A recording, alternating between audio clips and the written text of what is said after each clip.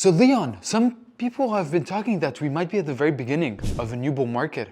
What do you think of this? So here's the reality. If you've been paying attention to the Web3 space, you've probably realized that everything is up. Volume is up, community sentiment is up, the floor price of most collections is also up. So we're definitely seeing a lot more action in the NFT space. Does that mean that we are in the beginning of an upcoming bull market? No one knows. One metric I've been paying attention to is the number of unique active wallets in the Web3 space. And this one, for your information, has not been up. So although we've seen the sentiment improve, we have yet to see new people coming into the Web3 space. However, could this be the catalyst for the next bull market? Maybe. Could we go back down from there? Maybe. Are we eventually going to see a bull market happen, whether it's in 6 months, 12 months, or 18 months? Most likely. So the only thing we have control over here today as builders is how ready we are when the opportunity strikes. If this was a chess game, right now during the bear market, we are in the development phase of the game where you are positioning your pawns on the board. And your success in the end game is going to be dependent on how well did you do to develop your pawns in the first stage. So in today's video, what I'm going to be sharing with you is how is it that I am preparing myself and how is it that I'm positioning my pieces on the board to be ready and stack all the odds in my favor when the eventual bull market ends up coming. And if this is the first time we meet, my name is Leon Aboud, and my mission is to bring the world together through the power of communities. I've been building communities for almost a decade now, most of it in the Web2 space, and I'm now tapping into the power of Web3 and the power of NFTs to continue creating and fostering stronger communities. I believe that humans are only one community away from having their life changed. And that is what I, through my growth consulting agency, Unfungible, aim to do, helping brands create the world's strongest communities so they can help change and influence people's lives. There's absolutely no denying that a bull market makes everything easier. There's more liquidity, there's more people active. I was part of the previous bull market, and one thing I'll tell you, a lot of people made a lot of money. It was a lot easier than it is today. But one thing I will guarantee for you today is that the next bull market that we're going to see is going to look very different from what we saw the previous one. And there's two reasons why. The first reason is market sophistication. As the market gets more sophisticated, what constitutes a good product in the eyes of the constituents that make up that market goes up. 100 years ago, when Henry Ford came up with the car, there were not a lot of alternatives on the market. So this made it a lot easier for him to come up with this product and scale that. Today, if you want to start a car company, good luck. Not only are you competing with the hundreds of car companies that exist, but you're also competing with all the other different modes of transportation. A buyer isn't thinking, should I buy your brand? They're thinking, should I buy your brand, or should I buy a car or a scooter or a bike, or should I just walk or metro to my destination? This is the market becoming more sophisticated. And one thing for sure, over the last 3 years, since we saw the beginning of the NFT craze all the way until today, the market has gotten a lot more sophisticated. So the bar for us as builders and founders has gone up. The second reason why the next bull market is going to be a lot more difficult and we need to be more ready than ever is because the competition is going to be a lot fiercer. One thing I can tell you with confidence, because I've experienced it myself, there are a lot of big brands currently building in Web3.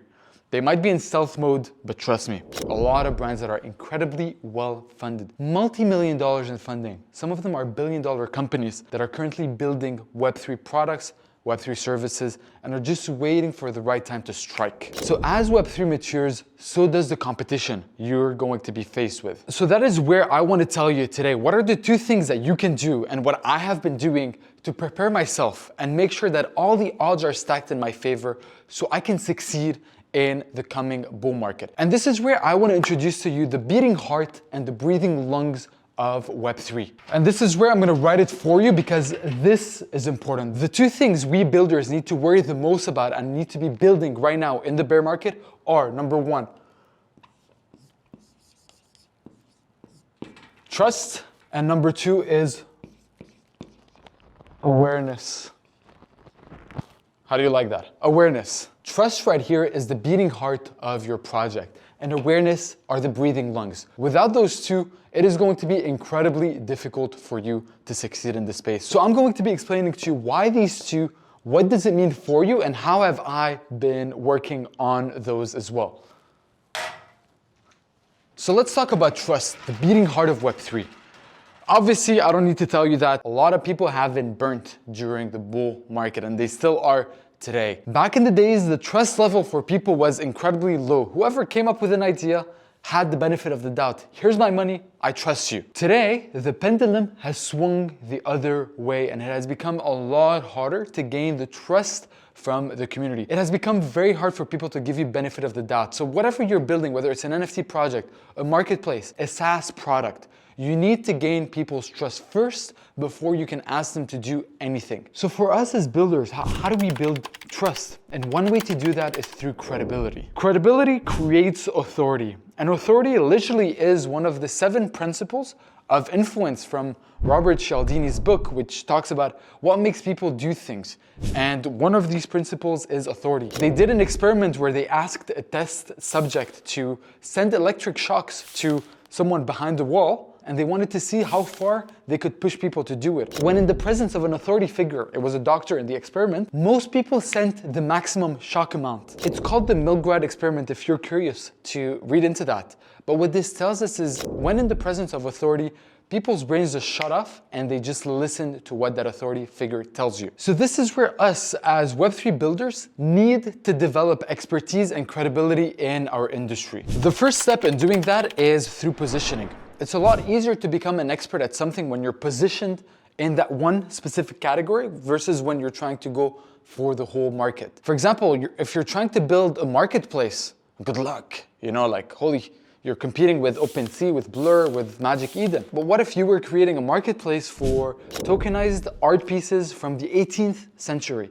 All of a sudden, your positioning becomes a lot clearer and it becomes a lot easier for you to penetrate that market and to position yourself as the expert. I'll give you one great example. So there is this NFT project called Mad Lads, and the founder is called Armani Ferranti. I think that's how I pronounce it. And one thing Armani did fantastic is he spent the first majority of his career in Web3 building his brand and building his credibility as a Web3 dev on the Solana blockchain.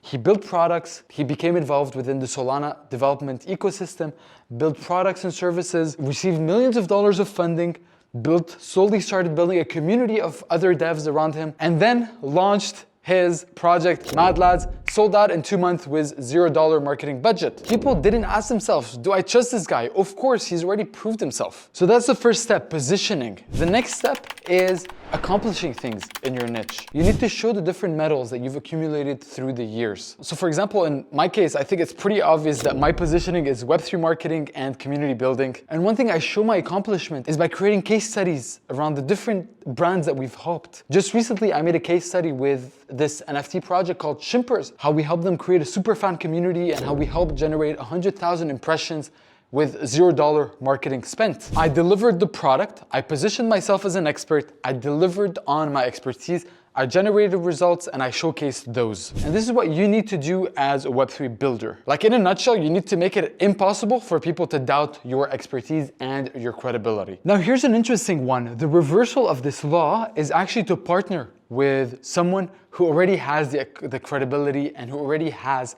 the accomplishments that you are trying to have. And this could be a path if you, for instance, are trying to build products and services in the NFT space. I'll give you an example. You might have heard of this social fi application called Friend Tech. One thing Friend Tech did is they partnered with Paradigm, which is a very trusted, very credible, very influential VC fund in the Web3 space. So the moment FriendTech announced that they were funded by Paradigm, they all of a sudden, this new startup that no one had really heard of, was able to borrow the association and credibility of Paradigm into their brand, and boom, literally 2 days after that, they set an all-time high in terms of new user acquisition and volume on the platform. So for your path, which one would be easier? To build your credibility in the space? Perhaps you did something big in Web 2 that you can bring in Web 3 and showcase that? Or is it easier for you to bring the association from another brand? The goal is to eventually have the two, but you do have to pick one to start off. So for me, again, the way I'm doing that, just to drive the point home, is I'm bringing my decade of knowledge, expertise, and passion in the marketing space, and I'm bringing that into the NFT space. So I'm going for path number one, which is I'm building trust and credibility with my brand without wanting to associate myself with the other people. And this is like a little tangent. As you start building your brand, you all of a sudden are going to start being able to tap into other people's brands and other people's association. For example, Chimpers was a very big project we worked with, very established, very influential. Because I was established in the marketing space, I was able to work with them. And all of a sudden now I have the brand association from the two. So now I was even further able to associate myself with them. Does it make sense? All right, so that was trust. Let's talk about the second one, which is awareness. This is a good one, and this is what I have so many conversations about. So there's two types of marketing that exists in the world. There's direct response marketing and there's indirect response marketing. So direct response marketing is also one I have a lot of experience with in Web2, which is you run marketing material, marketing advertisement, where you are trying to get the person seeing your marketing message to respond to that on the spot. This is where you're scrolling on Instagram and you see an ad of a clothing brand and they say 20% off, shop now. This is a direct response marketing ad. They're trying to have you commit for an answer, which is shop now in that case, on the spot. And the second type of marketing is indirect response, which is where you build an audience and a community around you and your brand, and these people will eventually buy, but you're not asking them to take action on the very first time that they are seeing your marketing message. You are optimizing for acquiring that person as an audience member and not as a buyer. So the difference is the ad says, join our Discord, for example. And here's the thing, both work and both have their pros and cons. I've experienced direct response marketing in Web2 and man, it is a beast. With direct response, you have the ability to see the feedback of your campaign on the spot. You know that if you spend X dollar now, you're gonna get X back literally on the same day. So the feedback loop is very fast. But when it comes to building community, it's very hard to set KPIs, it's very hard to identify a return on investment. However, ladies and gentlemen, in the Web3 space, the reality of things is there are just not a lot of direct response marketing channels that exist for us. Most advertising platforms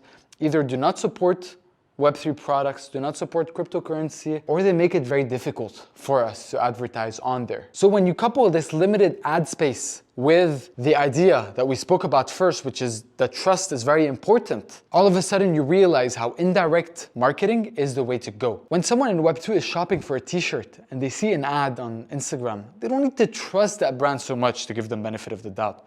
But in Web3, you do, so you won't be able to get the response you want directly with direct response, even if you manage to run direct response ads. So for indirect marketing, in a nutshell, you need to build an audience. You need to build a community around you and around your product. I was working with a founder last week and I was taking him through what the go-to-market strategy is going to be for their product. And the founder looks at me, he's like, Leon, so I have to become an influencer. I look at him, I'm like, yes, you need to start producing content. And if you are not the content producer, you need to bring someone that is going to be able to do that. Actually, let me draw that back for you.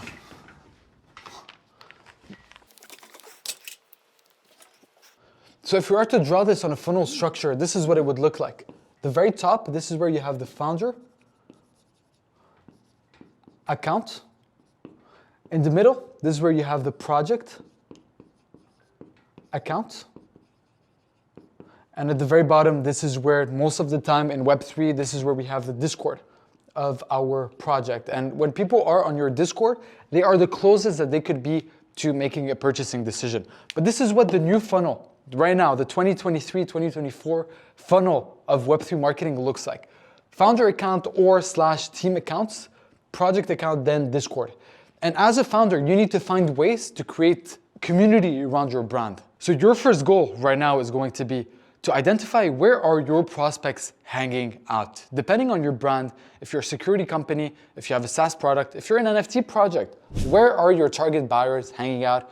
If you're in Web3, most likely it's going to be Twitter. However, this is where you can identify arbitrage opportunities. For example, YouTube was an undertapped place where a lot of people looking for Web3 content were going. So I was able to start creating content on there and take up market share. So for you, where are most of your prospects hanging out and what are some other channels that might be undertapped? It could be LinkedIn, it could be Instagram, it could be Facebook, it could be Pinterest, who knows? And then your goal is to reverse engineer a marketing strategy for that. If you're an NFT project, that's pretty much all we talk about on this channel. If you're, for example, a security company, you have a wallet security feature that helps prevent people from getting wallet drained. What I would invite you to do, for example, I was literally having that conversation 2 days ago, so it's fresh on my mind, is Reverse engineer the content strategy of the top Web2 security companies. How did they go about building community? How did they go about building indirect response marketing campaigns, and recreate that in a way that is relevant for your target audience, for your product.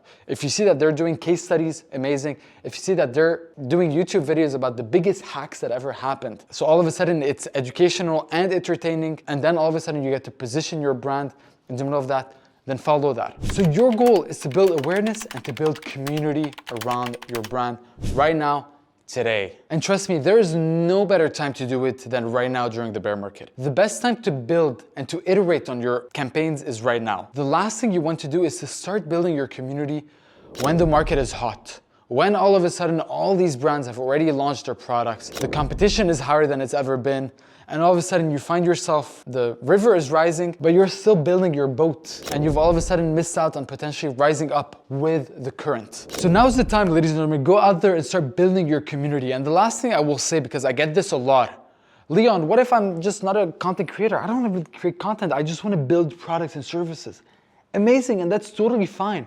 But you need to find someone in your brand that is going to be the face, the hype man. Every brand needs two leaders, the front-facing leader, the hype man, and the back-facing leader, the builder. And it's okay if you're not the two, but you need to have that person that is going to represent your brand, or it's a matter of time until you get out-competed by someone who does. Again, it's not impossible to succeed.